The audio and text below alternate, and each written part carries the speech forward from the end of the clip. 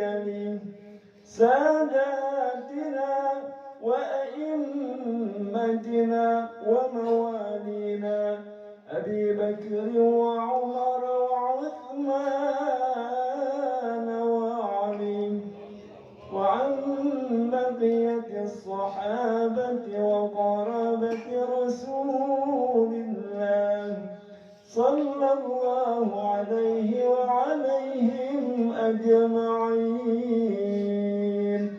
والحمد لله رب العالمين. السلام عليكم ورحمة الله وبركاته.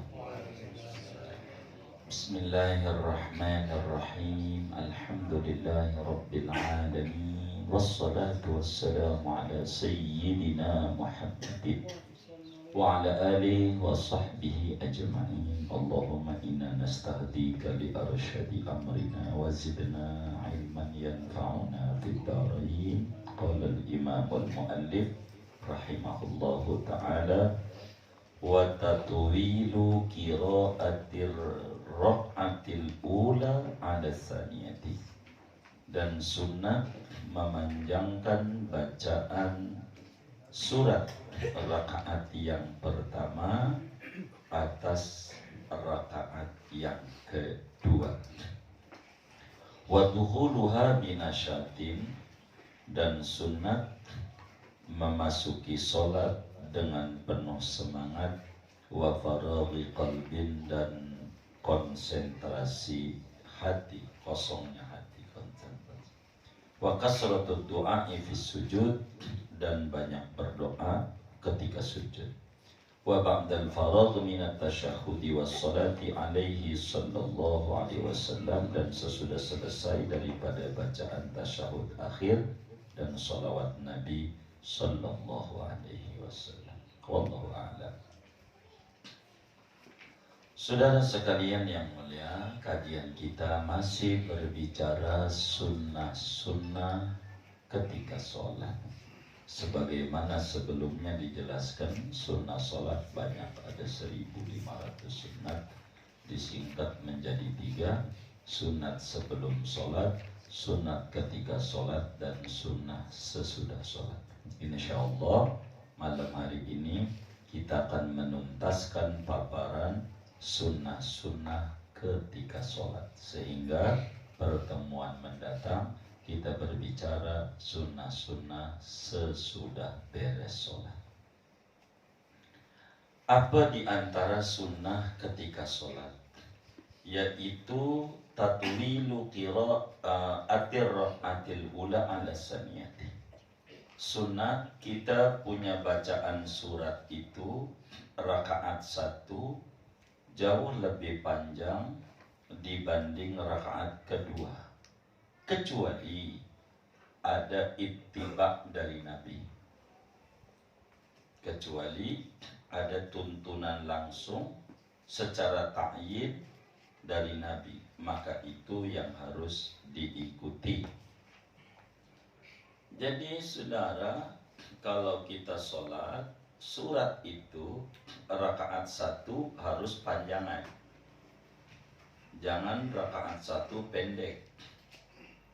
Umpama rakaat 1 wal asri, kedua adalah wailul, itu namanya pertama pendek, kedua panjang, makruh. Sunatnya pertama panjang, kedua pendek, kecuali ada tuntunan langsung daripada Rasulullah SAW, seperti Isa Jumat atau subuh Jumat atau sholat Jumat juga tuh. Ada 3 itu. Baca sabbihis amahal ataka di Sulawesi. Bisa diintip itu di Quran. Sabbihis amahal ataka di Sulawesi itu panjangan, banyakkan ayatnya hal ataka. Sabbihis di kita. Tapi dituntun langsung sama Nabi bacanya itu. Artinya karena ada ittiba dari Nabi begitu, kita harus ikuti. Selain itu, yang lain panjangan pertama, pendekan kedua. Bacaannya, kalau kita baca surat gitu. Lalu bagaimana dengan Fatihah? Kalau Fatihah dhaif, ada orang baca rakaat pertama panjang malikinya. Jadi rakaat pertama ada yang baca Maliki Yaumiddin, rakaat kedua dia baca Maliki Yaumiddin. Karena dohir tulisan tuh pertama panjang, dua pendek. Bagaimana kalau kita di Fatihah? Imam Bajuri di dalam Hasyiatul Bajuri menyatakan kada qalu.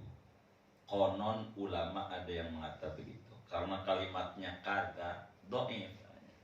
Kalau udah ngomong konon tuh begitu kurang kuat pendapat. Jadi tetap kalau di Fatihah biar rakaat 1 dan 2 malikinya panjangin. Tapi ada orang mengkias begitu. Tapi yang dimaksud pertama panjang, kedua pendek pada bacaan surat selain Al-Fatihah maksudnya. Itu pertamanya panjang. Karena itu pada berbicara ini nih, cuman mungkin dari kita sulit untuk ngikutinnya, nggak umum. Hadratus Syekh Muallim Syafi'i Al-Adhami rahimahullah rahmatul abrar dalam tuntunan bacaan surat Tarawih, beliau tuh bacanya biar gampang Al-Hakumut kulhu gitu kan. Kemudian wal asri kulhu. Ini putaran pertama nih, putaran pertama. Artinya 15 pertama. Kemudian wailul kulhu. Kemudian alam taro kulhu. Kemudian li'ilafi kulhu. Itu panjangan. Kemudian beliau aro'aital ama ina a'toina bacaannya. Aro'aital ama ina a'toina. Tuntunan cara kita tarawihnya. Habis itu kuliah baru kulhu. Kemudian idaja kulhu. Kemudian tabat kulhu. Dengan begitu 18. Maka ditutup dengan kul falak kulatu binasi kulhu. Kulatu falaki dan kulatu binasi begitu. Selesai itu semua. Kenapa begitu? Bukan karena menyelesaikan sampai An-Nas, bukan. Meroikan sunat yang pertama panjang. Kalaulah kita baca kayak umumnya kita, pertama hampir gampang Al-Hakumut kulhu, wal asri kulhu, wailul kulhu. Terus Aro'eta alam taro kulhu, li'ilafi kulhu, Aro'aital kulhu. Terus Inna a'toina kulhu. Inna a'toina berapa ayat? 3. Kulhu. Waduh agak hafal. Hah? Hitung. Di HP dah.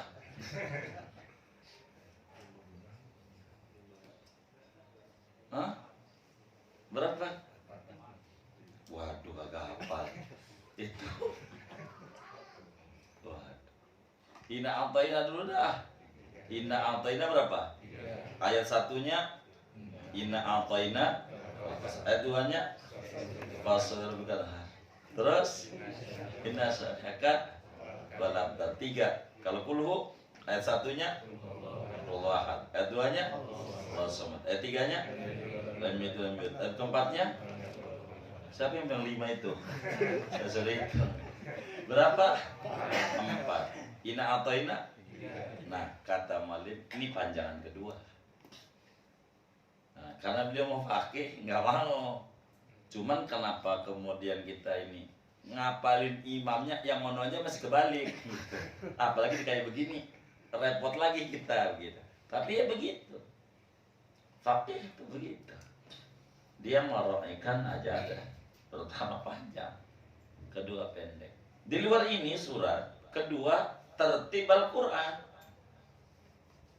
Kudu tertib. Sunat mengikuti tertibul mushaf. Tuh nggak tertulis di sini, tapi ada di dalam ini. Artinya tertib Al-Quran, kalau pertamanya Al-Hakumut, maka bacanya kulhu. Itu tertib namanya. Jadi abang adek. Itu kulhu itu masih adenya Al-Hakumut begitu. Terus saja. Itu semuanya adanya. Maka kemudian ketika kita di paroh kedua, bacanya bukan Al-Hakumut ina anzalnahu, tapi dibalik. Ina anzalnahu dulu, baru Al-Hakumut. Kenapa? Karena biar tertib Al-Quran. Maksudnya begitu. Maksudnya biar tertib Al-Quran. Jadi ulama itu tidak mengajarkan secara lisanul maqal, tapi dengan susunan yang dibuat menjadi lisanul hal. Ngajarinya secara sikap, udah begini, begitu, begini. Ngajarinnya. Jadi kalau dibilang sama ulama rakaat pertama bacaan surat itu tertib Al-Quran ya. Kalau ngomong begitu tuh bakal ditanya dalil-dalilnya kepanjangan. Udah ikuti tuntunan aja. Itu kenapa ya yang kedua mah ina anzalnahu dulu baru Al-Hakumut. Kenapa baru pertama Al-Hakumut baru kulhu? Ini apa enggak disamain aja muanya? Enggak, emang ajarannya di samping yang pertama panjangan, kedua pendekan adalah kudu tertib Al-Quran. Jadi kalau kita rakaat pertama baca Al-Hakumut, terserah kita milih keduanya. Mau Al-Asri, mau ya Liilafi, mau apa aja dah. Begitu. Yang penting adanya. Kalau rakaat pertamanya Qul a'udzu birabbil falaki, maka rakaat keduanya Qul nasi. Kalau rakaat pertamanya Qul a'udzu birabbin nasi, maka rakaat keduanya Shadaqul Adzim. Rakaat keduanya balik lagi Alif Lam Mim, itu namanya abang ade. Begitu. Maka qori itu, qori ini ada qori juga ini masalahnya. Ya karena lagi ngaji ya kita bedah juga. Qori itu bakal ketahuan faqih atau tidak pada bacaan-bacaan ayat Quran. Begitu. Ketika dia membaca maulid lah umpama, ayat pertama dia baca, artinya bacaan mulainya dia. Ya kalau saya kan suaranya serasa bengek nih, gitu. Nggak kayak guru kita itu Ustaz Papai. Begitu. Itu rakaat ayat pertama. Pertama dia ngangkat baca laqad kana lakum fi rasulillahi uswatun hasanah. Artinya dia main di Ahzab namanya suratnya. Pas Allahu Akbar bismillah dia baca wa ma Muhammadun illa rasul. Namanya kebalik. Dia tidak tartibul mushaf gitu. Keliru dia. Maka disusun. Begitu bacaannya. Itu di dalam tuntunan khutbah nikah, itu ayat yang diangkat pertama An-Nisa ayat 1. Ya yunasut taqurrubu qulabi. Nanti habis itu ada qaulan sadida. Jadi habis itu dia baca wa min ayatihi. Begitu. Habis itu bacanya. Itu lagi. Artinya itu namanya nyusun. Tertibnya. Udah diatur itu oleh Habib Syekh kalau katanya salah yang ngarang. Makamnya di Botok Putih di Surabaya di Ampel. Yang ngarang 9 khutbah apa ya dulunya itu ya? Apa khutbah 9 apa 9 khutbah itu? Ya pokoknya ada buku itu begitu tuh. Ada khutbah real, khutbah ini, khutbah itu tuh. Begitu. Jadi ditata tuh ayat-ayat ini nih. Habis ini. Begitu. Habis ini. Tataannya namanya tartibul mushaf namanya. Tartibul mushaf itu dari sana baru tahu. Enggak kebalik-balik enggak. Ada juga yang baca potongan ayat kebalik. Salat rakaat pertama dia baca surat Al-Isra. Wa minal laili fatahajjat bihi nafilatallah. Rakaat kedua ayat kursi. Itu namanya kebalik. Jadi dia bakal ketahuan. Dia misalnya kursi dulu kalau mau baca potongan. Jadi lihat ini surat urutan nomor berapa, rakaat kedua urutan nomor berapa, terserah. Begitu. Karena Nabi tidak pernah baca itu kebalik-balik, tidak ada. gitu. Nggak ada. Yang penting adiknya lah kalau bahasa kami. Karena adik kan nggak mesti langsung gitu. Nomor 3 juga adiknya juga. Nomor 4 juga adiknya juga. Yang penting adiknya. Itu namanya disebut tartibul mushaf. Sebab Quran itu memiliki tanah subus suar wal ayat. Kalau tidak salah Imam Mawardi, ya takut saya salah ini tafsirnya. Itu namanya ad-durar fi tanasubil ayi waswar. Ini. Jadi relevansi akhir ayat dengan awal ayat itu memiliki korelasi kuat. Kalau kita ngaji Al-Qur'an, setelah Allah ngomongin Fatihah, ihdinas siratal mustaqim, siratal ladzina an'amta 'alaihim ghairil maghdubi 'alaihim waladdallin. Amin. Nih, habis ngomongin ini nih, siapa yang disebut alladzina an'amta 'alaihim, siapa yang disebut al-maghdubi 'alaihim, siapa yang disebut ad-dhallin.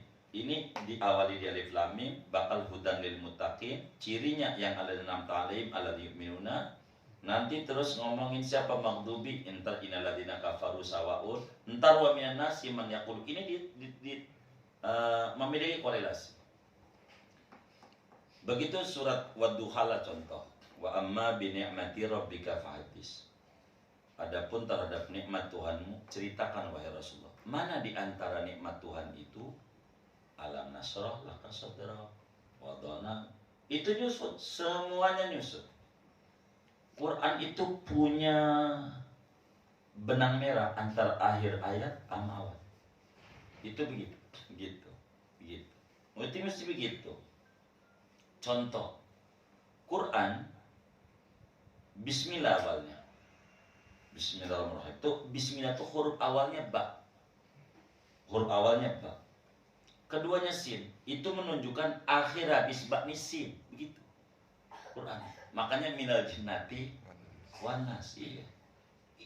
Itu ada begitunya. Kalau kita mau diteliti-teliti. Begitu. Quran itu memiliki keajaiban tata susunannya. Makanya ulama itu disuruh meroikan tartibul mushaf begitu. Tapi kalau kita gak hafal, ya baru bisa segitu, ya nggak apa-apa. Emang hafalannya baru kulhu ya kan, sama quladur bil falak baru segitu. Ya ini kalau kita ngambil kulhu sama kedua al-falak ini tertib mushaf, tapi ajaran yang atu nggak masuk. Yaitu pertama panjang dua pendek. Kalau kita balik pertama al-falak, kedua kulhu, pertama panjang dua pendek masuk, tapi tidak tartibul mushaf.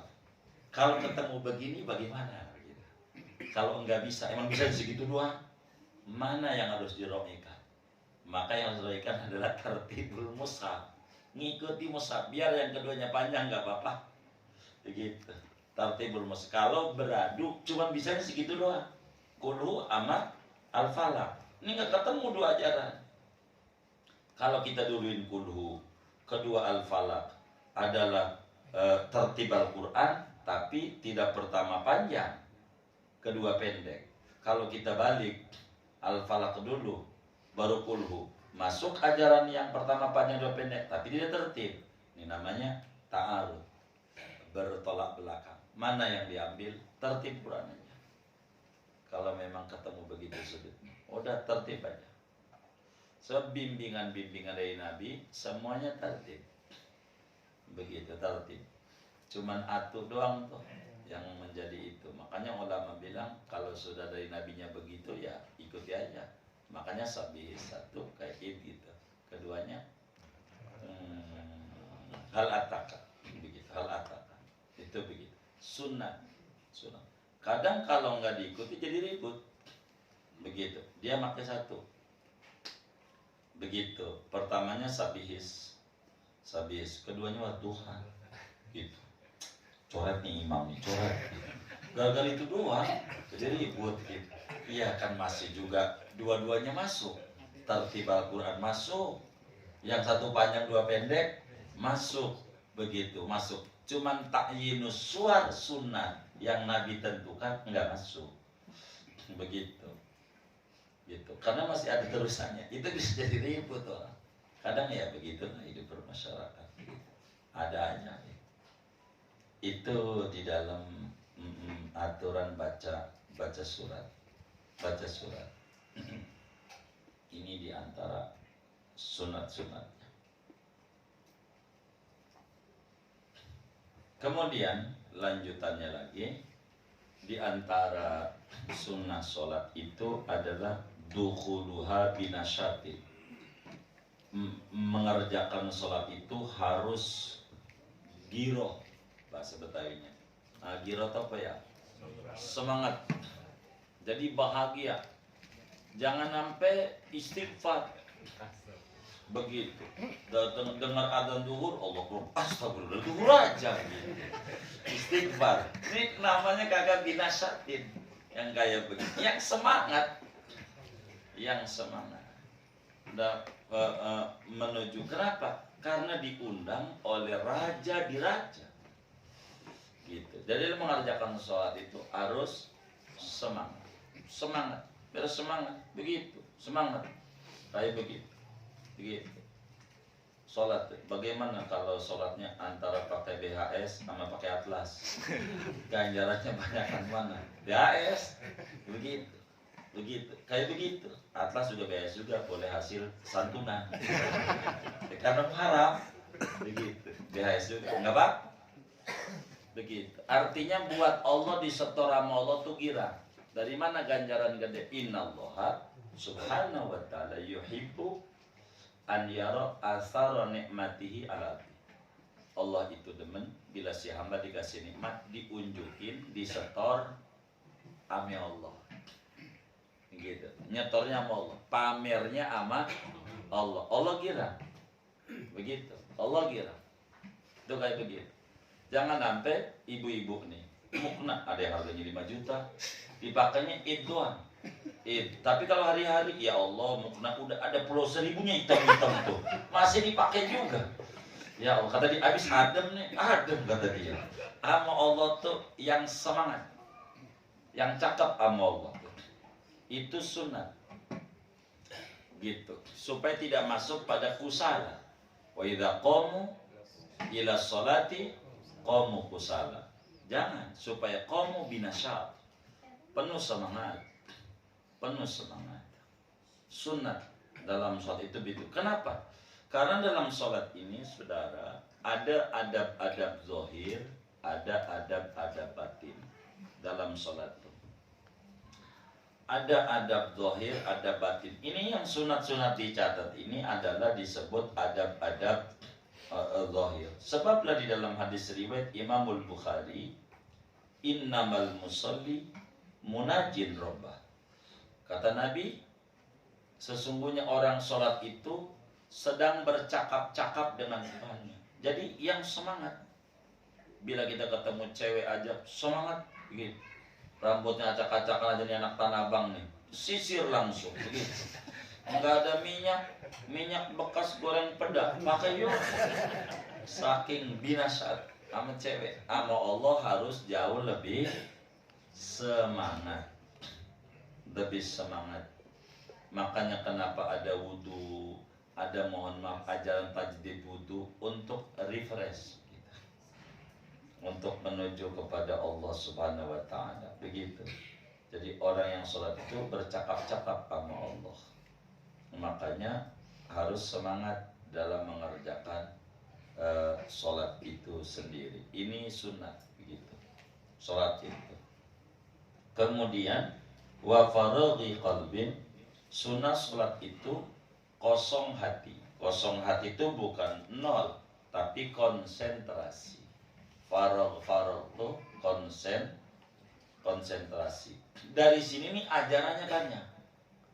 Untuk menuju faraghi qalbin, maka kalau kita lapar, makan dulu. Kalau kita lapar, makan dulu. Ingat rumusnya begitu. Sholat nomor 2. Nomor 1 sadar. Begitu. Sholat nomor 2. Makan dulu dah. Makan. Jangan ada maulid. Itu penceramah sampai bintang duhur belum datang juga yang ditunggu-tunggu. Akhirnya dan duhur dia masih ceramah karena baru nyampe. Ya udah, hampir tengah 1 belum rapi. Begitu, baru jam 1 kurang 1/4 baru rapi. Kebuli keluar, enggak, sholat nomor 1. Ini saya gampang makan, sholat tuh. Maka yang lain pada makan kebuli, dia sholat. Cuman pas sudah takbir, habis enggak tuh kebuli. Itu gara-gara enggak faraghi qalbin. Gara-gara. Jadi kalau pengen makan, makan dulu. Nabinya bilang, idza hadaral isya wal asya quddimal asya. Bila makanan udah siap, udah matang, waktu isya datang, jangan sholat dulu, makan dulu. Sebab masih mending makan ingat sholat, cakep. Makannya aja ingat sholat, begitu. Daripada sholat, ya Allah lagi sholatnya jadi pikirin makanan, begitu. Jadi kalau kita pengen makan, makan dulu. Kecuali bininya baru naruhin panci di kompor, itu si ente tungguin juga habis sholat salam sampai baca yasin belum mateng, itu mau tuh jangan, namanya enggak hadoro, namanya belum siap, begitu. Yang kayak gitu ini mau kalau udah siap. Mana lagi, mohon maaf, belum takbir pengen kentut aja, pengen kencing aja, belum tak. Ini udah baris nih, kok kayaknya pengen pipis.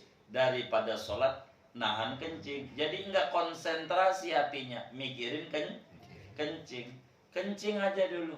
Ketinggalan takbir bersama imam, nggak apa-apa, karena ini ada batin faraghi qalbin ini, supaya kita sholatnya jangan kayak orang mabok. Kata Allah, wala taqrabus sholata wa antum sukar. Jangan kamu dekati sholat dalam keadaan kamu mabuk. Kata Imam Ghazali di dalam Ihya Ulumuddin, kam min musallin lam yashrabil khamra wa huwa la yadri madza yaqulu lisan. Banyak orang yang sholat minum arak mau kagak, tapi kagak tahu yang dibaca. Udah 4. Begitu. Itu bukan saking khusyuknya, saking bengongnya, bengong. Begitu, saudara. Supaya faraghi qalbin, kalau kita pengen kencing dulu. Tapi pengen kentutan aja. Tapi kalaulah kemudian kita itu udah takbir, disuruh ditahan. Kalau udah takbir mah jangan dikentut ya. Ditahan. Tapi kalau ditahan, ini udah perih nih, bisa bakal sakit perut. Itu baru dikeluarin. Begitu. Kalau masih bisa ditahan, tahan. Kalau udah takbir datangnya. Kalau belum takbir mah, keluarin. Kalau udah takbir, tahan. Begitu. Kecuali kata kita ini udah mendekati makhuf, madorot. Nah, itu baru dah. Begitu tuh, buang angin, pen ini. Apanya? Supaya sholat itu plong. Tidak ada yang mengganggu. Sudah pengen makan, nggak apa-apa. Yang penting hati kita nih udah beres. Makanya kenapa ada ajaran qobliyah ba'diyah. Sebetulnya aturan perintah itu adalah hak prerogatif Allah. Nggak boleh satu makhluk pun memberikan satu syariat, nggak boleh. Dan Allah wajibin cuman 5 waktu. 5 waktu. Ya Islam disebutnya. Islam tuh Isya, subuh, lohor, asar, maghrib, Islam. Dia agak sholat Isya, selam berarti. I-nya hilang. Begitu. Nah, ini yang diwajibin cuma 5 waktu. Bagaimana kok ada qobliyah ba'diyah ini? Dari mana? Ini sebetulnya merebut hak prerogatif Allah. Namun karena Rasulullah SAW itu tahu dan sangat sayang kepada umatnya, Al-Quran tegaskan tentang Nabi, wa ma yantiqu anil hawa in huwa illa wahyu yuha. Tidak pernah bertutur berangkat dari hawa nafsu, akan tetapi berdasarkan wahyu. Nabi tahu umatnya tidak bisa sholat kayak Nabi. Begitu. Nabi tuh nggak ngomong begini nih, gitu. Solu kasolati, nggak ada. Hadis begitu tuh nggak ada. Solu kasolati, Anda sholat seperti sholatku, enggak. Nggak ada hadis bunyi begitu di kitab mana saja. Mau Bukhari, Muslim, Abu Dawud dan seterusnya. Yang ada solu kamaro aitumuni usalli. Yang ada, Anda sholat seperti yang Anda lihat. Yang Anda lihat, bukan yang Anda ketahui. Artinya aspek lahiri aja. Coba kalau Nabi ngomongnya solu kasolati, maka khusyuk kayak Nabi kudu ada. Bahkan kita sholat doang, potongannya begitu. Tapi artinya kan enggak kayak Nabi. Nabi kan ingat Allah, begitu. Sampai lupa tasahud awal aja, diri atau lupa 3 rakaat, 2 rakaat salam, itu karena ingat Allah. Kalau kita kan ingat jemuran, ingat macam-macam. Tapi yang dilihat ada salah, walaupun sebab salahnya beda, maka ikuti itu. Coba kalau Nabi ngomongnya solu kasolati, Anda sholat percis banget kayak saya sholat, hatinya juga udah wassalam dah. Kita enggak sah-sah sholat kita, enggak sah-sah. Maka kita disuruh yang dilihat saja. Nabi kan luar biasa. Betapa Imam Ali kita sering dengar, kalau sholat habis salam marah-marah, dibilangin panah tuh dicabut. Kenapa agak dicabut? Lah kan sudah Tuhan, waktu Anda sholat di panah, ada panah nempel. Kata Imam Ali, cabut aja. Dicabut lagi sholat nggak berasa, saking husunya. Itu berkelas sahabat. Lah kan kalau kita gigit nyamuk aja berasa, bener nggak? Ya Allah, gigit nyamuk, ditempelin aja sama kaki teman kita nih, berasa geli amat ya, digeser.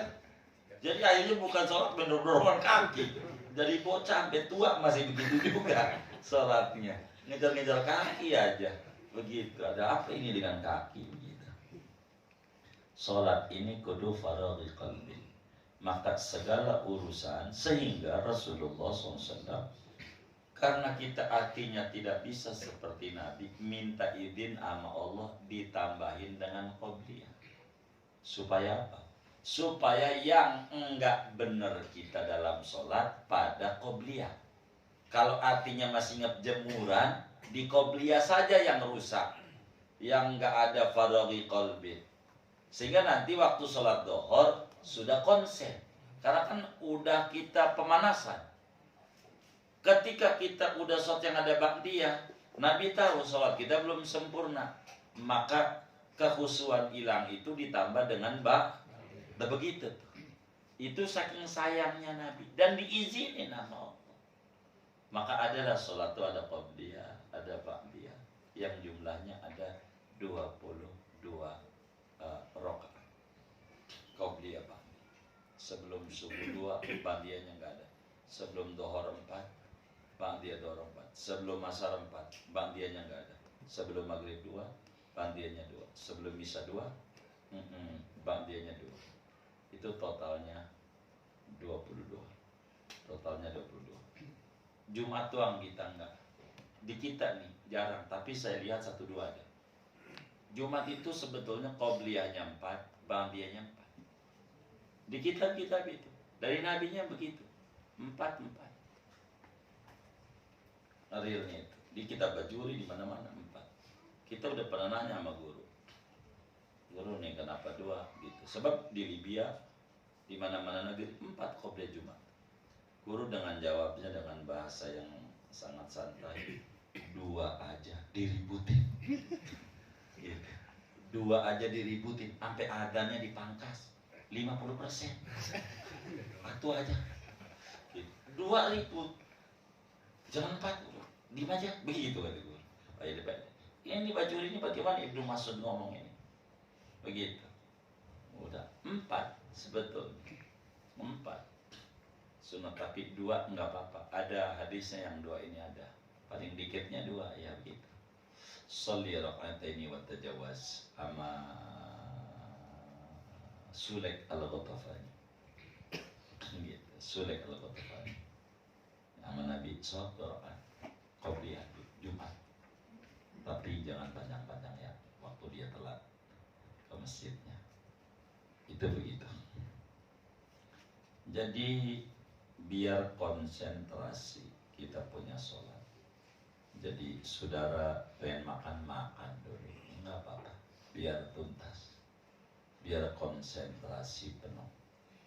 Yang kayak begitu, biar tuntas. Makanya kenapa adat-adat ulama itu kalau ngaji nih dengar ada nisa, udah kalau mau tutup, kalau mau terusin.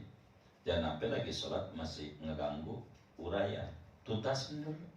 Sebab disuruh faraghi qalbi, rapikan dulu. Begitu, jangan sampai lagi sholat masih kepikiran aja.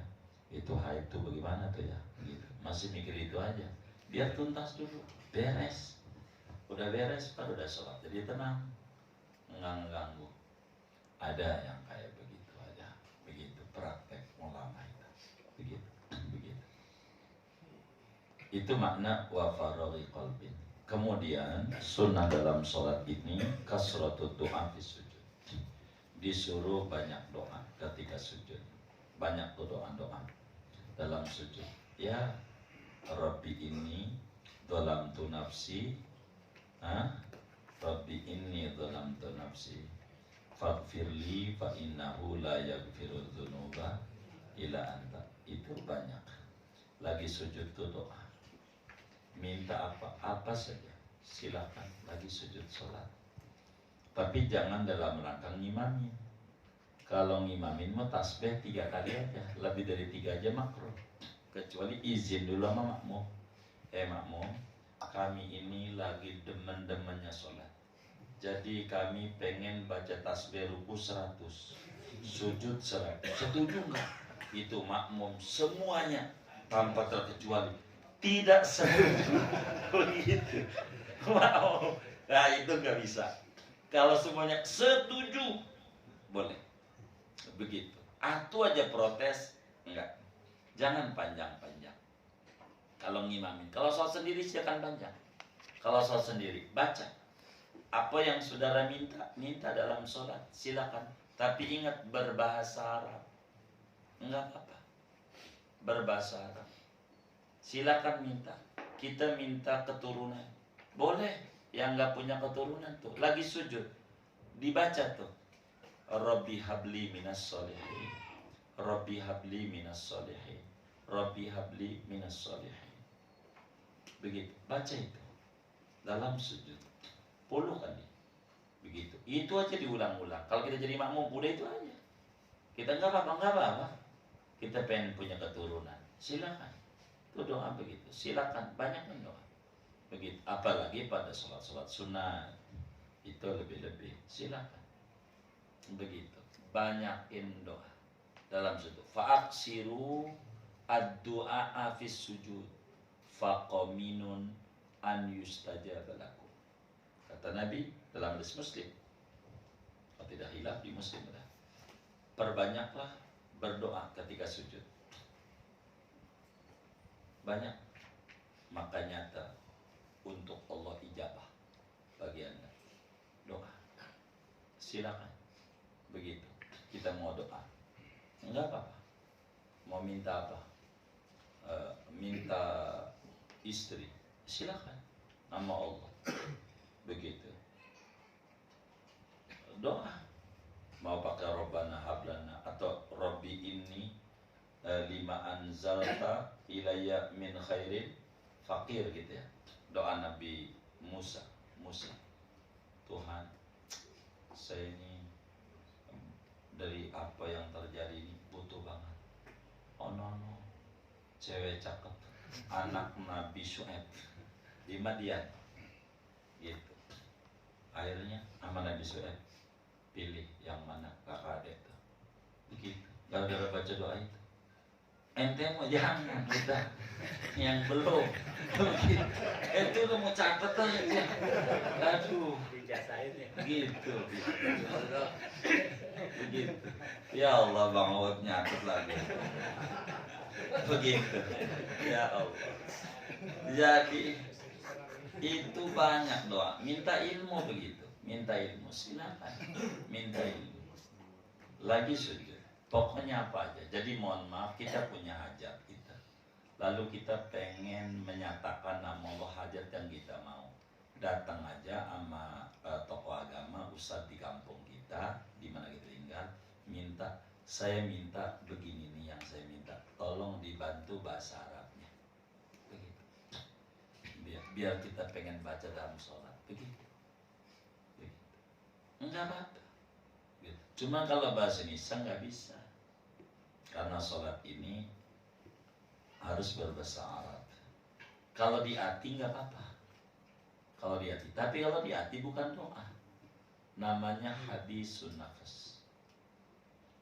Bini aja tuh, ibu-ibu tuh mau nyelami lakinya di hati, geblek lupa, nggak apa-apa. Kalau di hati, lakinya marah nggak ada hurufnya, ada suaranya, maka malaikat juga nggak nyatat kalau di hati.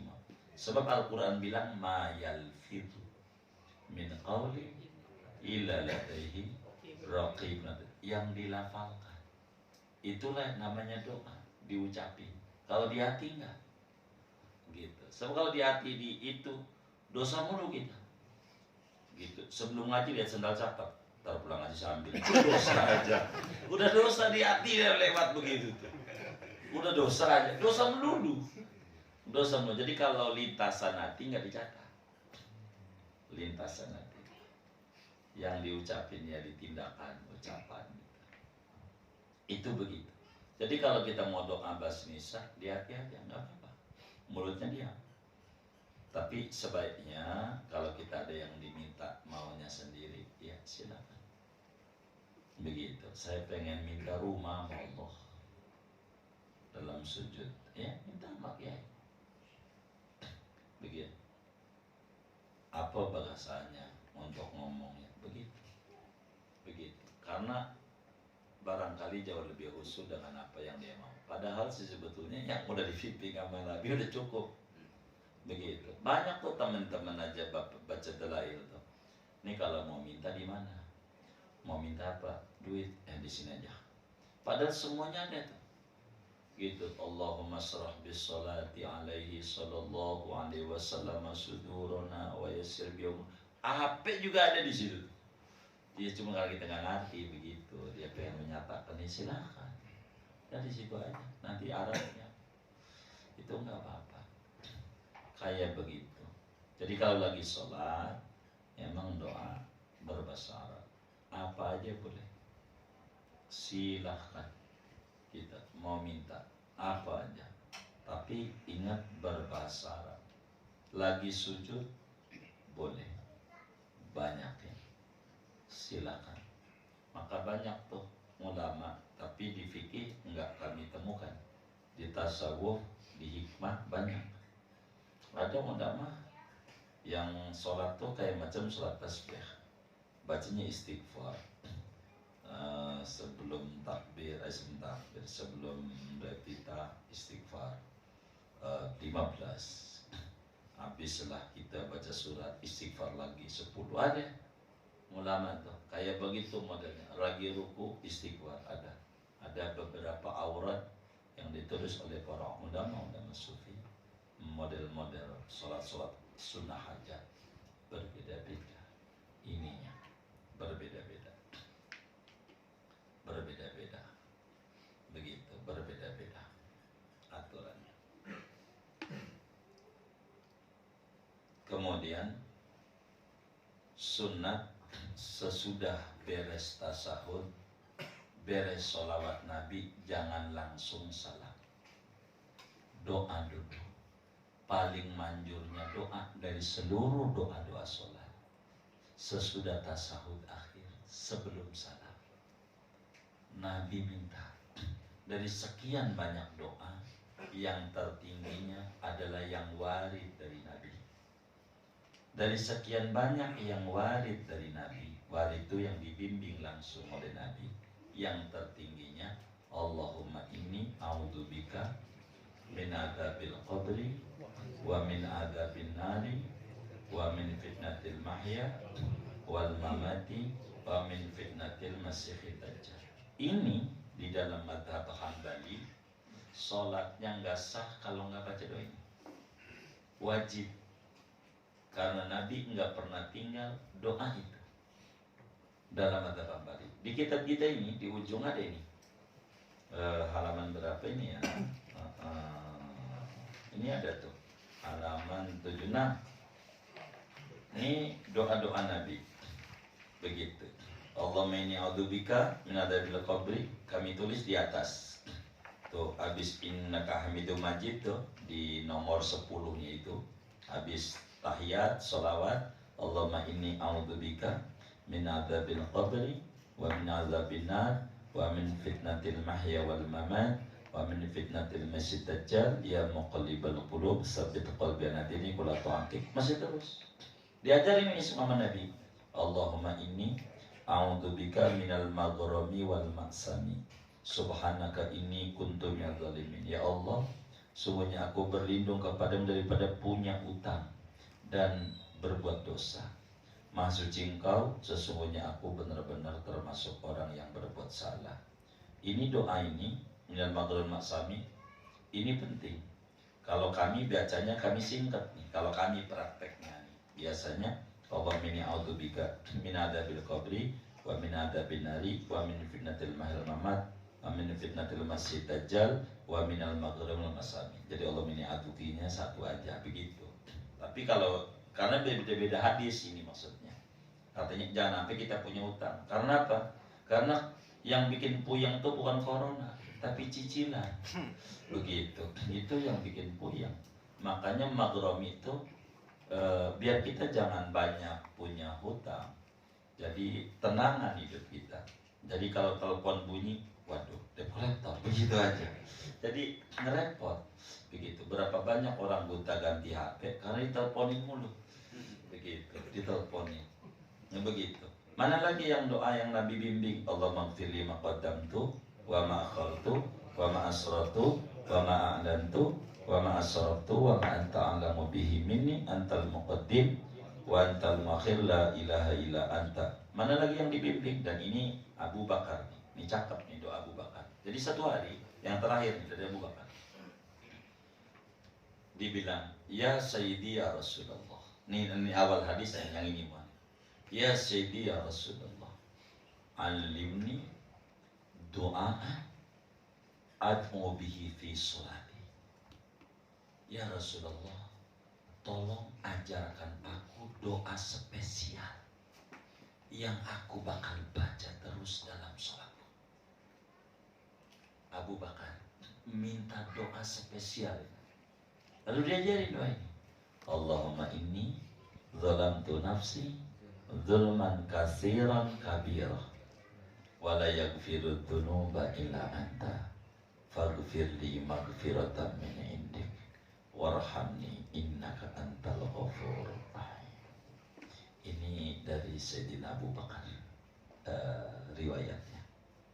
Karena Abu Bakar minta ajarkan aku doa spesial.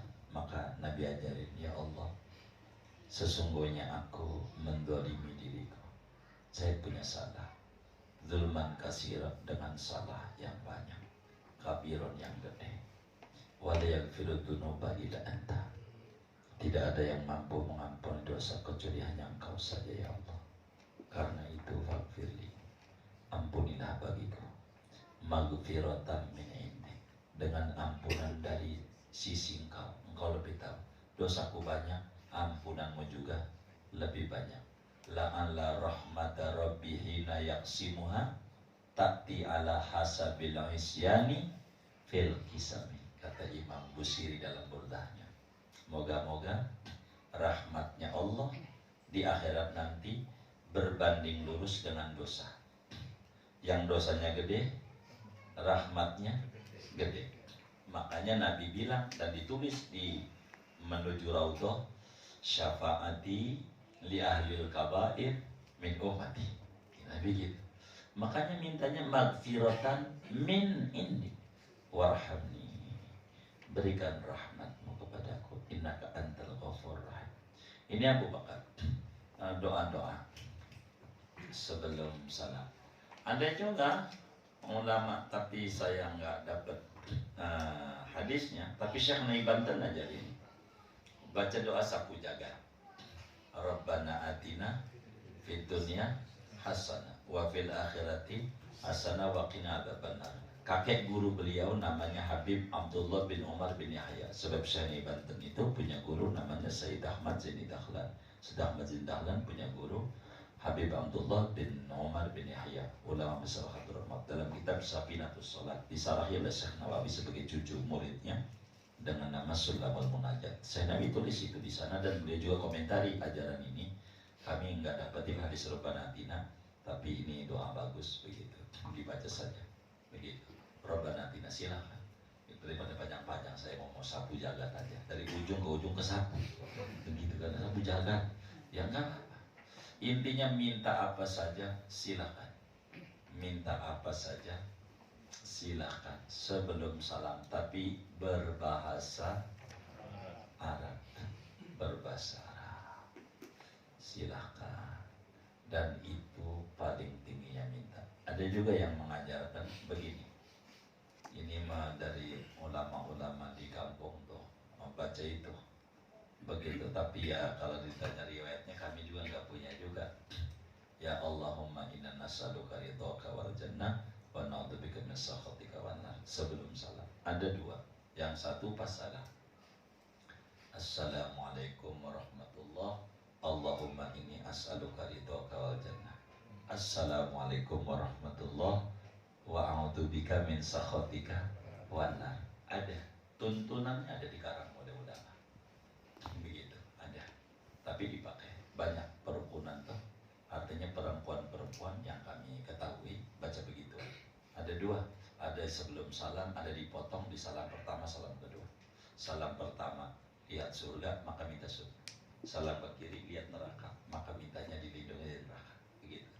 Kalau kita muka kanan ke kiri, yang kita lihat warung aja gitu, begitu.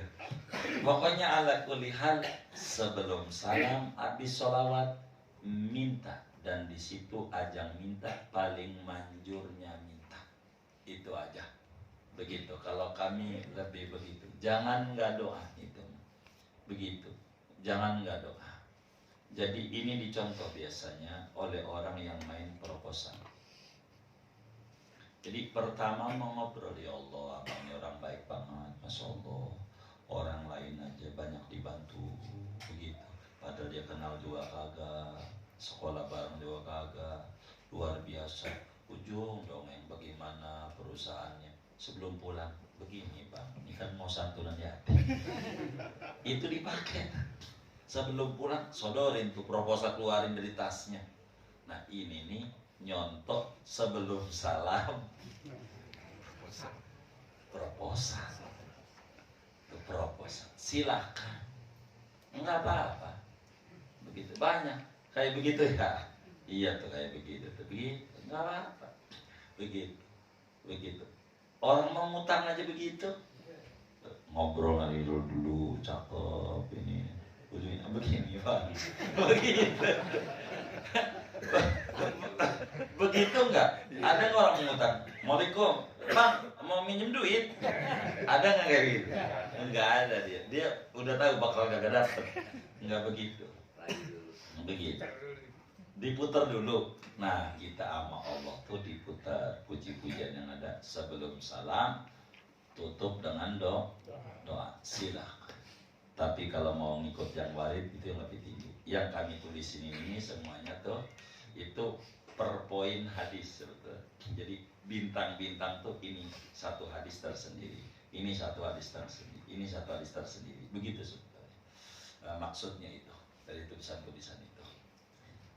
Di antara riwayat-riwayat sholat. Sampai sini nih selesai sunnah-sunnah ketika sholat. Gitu daripada ini. Tapi dari segi bacaan bagaimana? Gitu, sebelum kita ngomongin salam, biar kita nanti melepasnya sudah salam. Jadi pas salam tuh sunat kita berhenti di warahmatullah, begitu berhentinya. Tapi nengok tuh sunatnya di kum. Assalamualaikum, kum tuh nengok, baru warahmatullah sunat.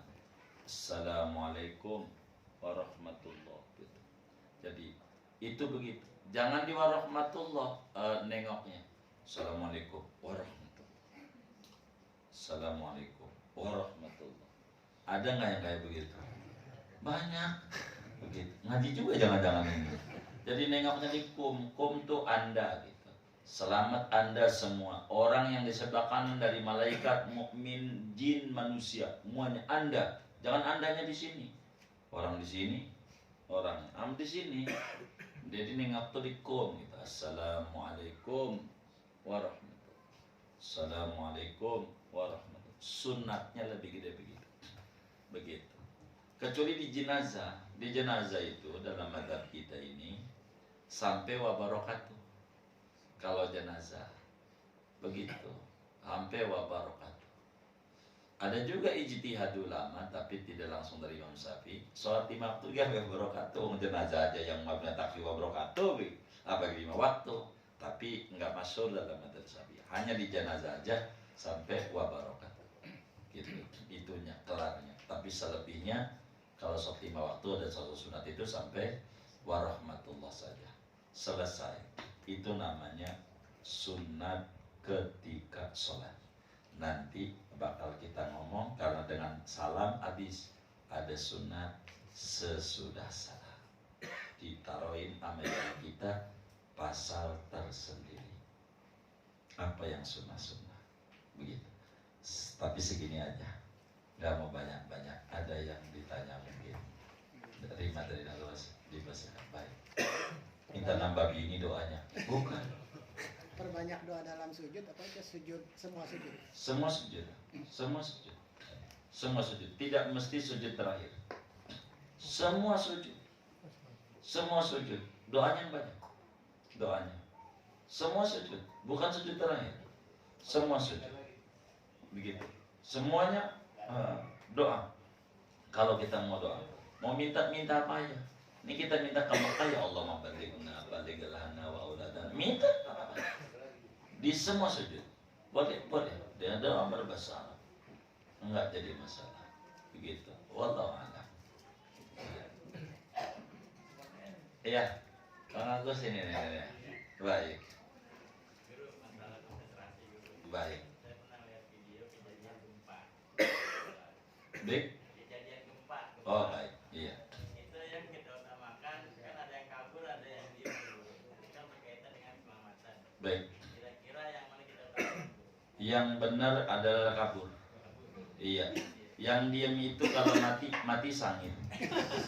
Ada dua, ada mati syahid, ada mati sangit. Jadi kalau udah kabur baru kerobohan, baru syahid. Nggak boleh kita lagi gempa diam aja. Harus jalan. Begitu. Saya lihat imamnya begini-begini masih guru. Iya, kalau di video mah belum tentu benar juga. Banyak lah. Kalau di YouTube mau apa aja bisa dibuat-buat. Begitu. Tapi kita dalam praktek nyata kita aja begitu. Dalam praktek nyata kita, hatta kita punya mohon maaf handphone kita yang ngambil, kita taranin lagi sholat itu secara jujur. Nggak boleh begitu. Orang Rasulullah SAW dengar bayi nangis saja, itu sholatnya dikebut sama Nabi. Takut nggak ada ibunya. Itu konsentrasi juga itu. Nabi itu. Kadang ada bayi nangis itu kebut. Begitu. Kenapa? Tolongin tuh bayi. Begitu. Timbang nangis doang. Apalagi ada gempa, dia diem aja. Hebat juga ini orang ini. Tapi kalau video kadang susah, bisa digoyang-goyang juga bisa katanya ada gempa. Ya namanya juga biar viral gitu, banyak penonton. Kalau video itu susah. Kayak contoh kalau berbicara video itu kan ada yang tarawih 7 menit ya. 7 menit atau 10 menit itu? Hah? Oh 7 menit. Itu kan ada sejarahnya, emang jadi repot juga emang kalau kita ngomong video. Jadi kalau tidak hilaf ya di Blora namanya. Blora itu masuknya Jawa Tengah. Begitu. Jadi ada kiai, muridnya preman semuanya. Artinya orang baru insaf. Kalau bahasa halusnya mu'alaf. Kemarin-kemarin sih ya kayak begitu udah kerjaannya. Sekarang baru ini dia usul sama kiai. Kiai, ini yang saya dapat nih riwayatnya terkait video itu. Jadi kiai bisa nggak terawihnya di bawah 10 menit? Kata muridnya nih yang baru terawih, baru tobat gitu, baru malam kemarin mabok mulu, mengali nih, baru insaf, pengen soalnya cepat. Maka kiai itu ngambil pendapat daripada Imam Yusuf Al-Ardabili. Imam Yusuf Ardabili, ulama besar madzhab Syafi'i, kalau tidak salah tahun 600 beliau meninggal. Kitabnya 2 jilid, namanya Al-Anwar. Al-Anwar li A'malil Abrar. Nama kitabnya 2 jilid, fikih. Padahal fikih ini mah sekecil gini, itu bijinya segede Quran itu 2. Padahal matan, bukan parah. Al-Anwar namanya, bukan Masjid Al-Anwar, bukan. Al-Anwar, nama kitab. Karangan Imam Yusuf Ardabili. Fathul Muin banyak kutip itu, kalam-kalam Al-Anwar. Kata Imam Yusuf Ardabili, tumakninah itu kalau dalam sholat sunat hukumnya sunat. Begitu. Tumakninah itu kalau dalam sholat sunat hukumnya sunat. Maka karena muridnya minta begitu, biar tidak menyalahi ajaran Nabi, dia tumakninahnya dihilangkan karena sunat. Supaya nurut ini orang baru insaf nih. Habis itu pada tahun berikutnya normal terawihnya, karena dia biar doyan dulu gitu. Cuman akhirnya video itu diangkat, ya jadi rame untuk menjelang tarawih 20, begitu. Itu menjadi keributan yang ramenya tuh kayak begitu. Jadi kalau yang namanya di YouTube itu kayak begitu dah susah. Jadi kita nggak bisa tuh yang di YouTube tuh nyalain aja, karena potongannya. Saya aja banyak kok sama anak-anak majelis ini yang main YouTube tuh. Saya bilang jangan begitu lah. Dia bilang izin guru. Ini saya bukan YouTuber, kreator. Kalau kreator itu bagaimana saya bikin potongan-potongan yang terkesan nyeleneh, biar ntar kalau dia udah protes saya kasih mutu. Ya, emang udah begini ya. Kalau syariatnya begitu ya kita juga mau protesnya. Karena syariat main YouTube begitu katanya. Jangan Bang Nur juga begini jangan. Jadi itu tuh. Jadi sehingga ketika banyak kawan-kawan kita juga protes tentang ini, tentang itu, tentang itu begitu. Tidak sedikit kalau mau jujur tuh yang tulisan Hamdan Syakirin, Hamdan Naimin yang bikin rame dan cukup banyak itu, ketika dikasih dari teman Jakarta Barat aja banyak yang nembus di HP saya. Ketika dia protes habis-habisan, saya kasih. Saya ngaji di mana ini ya? Saya ingat gitu. Oh, ngaji di Anu. Saya cariin dulu videonya, karena bukan punya kita masalahnya kan. Kayaknya kita Bandung. Kasih video utuh. Coba ditonton video ini sampai selesai. Dia tidak sedikit juga yang minta-minta maaf ujungnya. Itulah kerjaannya kreator, kata kita susah. Kata teman-teman kita yang minta maaf tuh, domelin dong Kiai. Kata kita dari awal udah saya omelin. Cuman dia kagak mau karena urusan YouTube ya kayak begini. Jadi kreator tuh begitu. Kreator itu main YouTube itu kalau sekadar nyemplungin doang itu nggak ditonton orang gitu. Jadi bagaimana judul menantang. Saya kasih contoh. Ada video yang ramai juga tentang sesajen. Itu sebetulnya nggak ada hubungan dengan sesajen Gunung Semeru. Kalau orang tuh perhatiin, nggak ada. Jadi satu majelis nanya tentang hukum sesajen dalam kacamata hukum Islam. Kita bedah habis-habisan. Jadi tergantung bagaimana ini. Karena hukumnya ada yang kayak begini, ada yang kayak begini, ada yang kayak begini. Begitu. Kita jabarin. Cuman dikasih judul, pria berjenggot nendang-nendang sesajen di Gunung Semeru. Begitu. Gambarnya begitu. Jadi kawan-kawan kita yang jenggotan ini marah. Begitu. Padahal kalau dilihat, wah ini pendukung syirik begitu. Banyak tuh komennya. Padahal kalau diperhatiin, itu video dari awal sampai akhir kagak ada ngomong Semeru, kagak ada. Kagak ada ngomong apa, ngomong hukum sesajen aja. Cuman dipadu-padankan dengan tampilan gambar. Apa namanya menurut? Gambarnya ini. Thumbnail. Tuh. Itulah namanya disebut kreator. Yang ini dipatok kemari. begitu. Dan itu sah dalam dunia YouTube, begitu katanya. Nah, itulah ya kita ya aja yang ada sasaran gitu. Itu saya sering itu diomelin oleh teman-teman itu. Saya bilang, ntar saya cari yang mutunya ya. Saya nggak jawab dulu. Sebelum mutu baru minta maaf. Oh begitu, sebetulnya sih norma-norma yang begitu itu gara-gara judulnya dia aja nih gitu kata kita. Itu yang kemudian jadi rame lah kurang lebih begitu. Tapi kesimpulannya yang saya mau ceritain itulah yang kemudian di YouTube yang goyang-goyang itu saya masih pelajari juga. Ada gempa goyang-goyang apa ya ini? Atau karena kameranya bisa digoyang-goyang, karena orang-orang yang main kamera itu bisa aja terkesan orangnya digoyang-goyang, bisa orang gambar apa aja bisa, badannya siapa mukanya siapa itu bisa.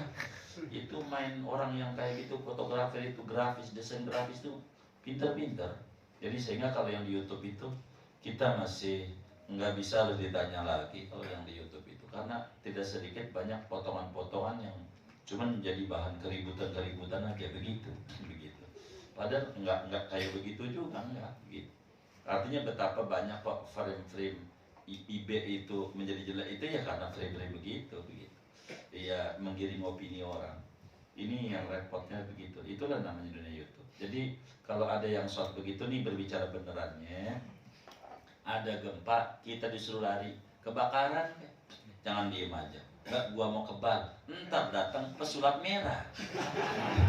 Bener nggak dia kebal, begitu kata dia. Itu begitu. Jadi ya kita ada apa namanya kebakaran ya lari lah kita. Disuruh pergi. Itu ajaran fikihnya kayak begitu yang diajarkan. Kalau lebih demikian, wallahu a'lam. Sudah baik. Kita baca